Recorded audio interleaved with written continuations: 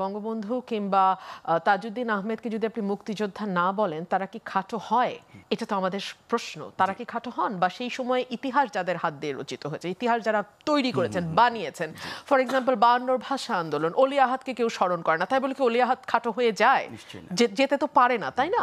So যারা ইতিহাস তৈরি করেন তাদেরকে আপনি রাজনৈতিক কারণে কখনো দেবতা বানাবেন, ঈশ্বর বানাবেন, আবার রাজনৈতিক ফায়দা যখন শেষ হবে না, তখন তাদেরকে আপনি ইবলিস বা শয়তান বানিয়ে দিবেন। এটা বাংলাদেশের রাজনীতি। আমার দুঃখটা যে জায়গায়, সেটা হচ্ছে মুক্তিযুদ্ধের রাজনৈতিক ব্যবহার আর বন্ধ হলো না নাজমুল ভাই। এই 15 বছর আমরা সরকার ওই কাজটা করছে। এক্স্যাক্টলি, আমি ওই জায়গাটাতে আসছিলাম। 15 বছর একটা রাজনৈতিক সরকার ছিল, সুতরাং সেই সরকারকে ক্রমাগত বয়ান তৈরি করতে হয়েছে। সেই সরকার ভোট ছাড়া ক্ষমতায় থাকবে, সেই থাকাটাকে ন্যায্যতা দিতে হয়তো তাকে অনেক বেশি ডিসইনফরমেশন, মিস ইনফরমেশনের সাহায্য নিতে হয়েছে। কোনো একটা হিস্টোরিক্যাল ইভেন্টকে, যা ঘটেছে সেটার সঙ্গে যা ঘটে নাই সেটাকেও যুক্ত করতে হয়েছে। মুক্তিযোদ্ধার তালিকাতে নিজের দলের নেতা কর্মীদের নাম বাড়াতে গিয়ে ভুয়া তালিকা তৈরি করতে হয়েছে। সো 15 বছর ধরে মুক্তিযুদ্ধের এই অপব্যবহার, মুক্তিযুদ্ধকে নিয়ে নোংরা পলিটিক্যাল খেলা আমরা দেখেছি।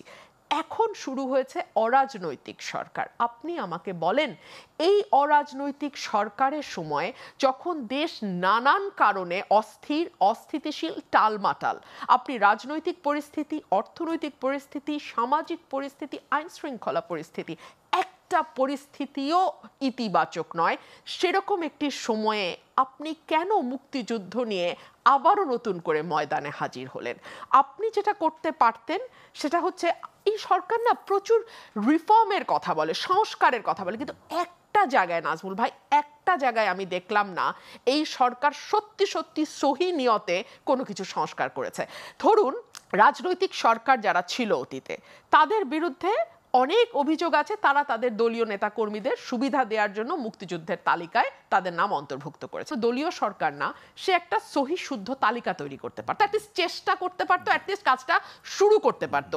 যেহেতু কোনো দলের সাথে এই সরকারের কোনো অ্যালাইনমেন্ট নাই, কোনো দলের প্রতি তার কোনো কমিটমেন্ট নাই, কোনো দলের তার কাছে কোনো অযৌক্তিক অন্যায্য দাবি নাই, এবং তিনি কোনো অন্যায্য দাবি শুনতে বাধ্যও নন, সুতরাং তার কাছ থেকে একটা সহি তালিকার অ্যাটলিস্ট সূচনাটা আমরা দেখতে আশা করেছি।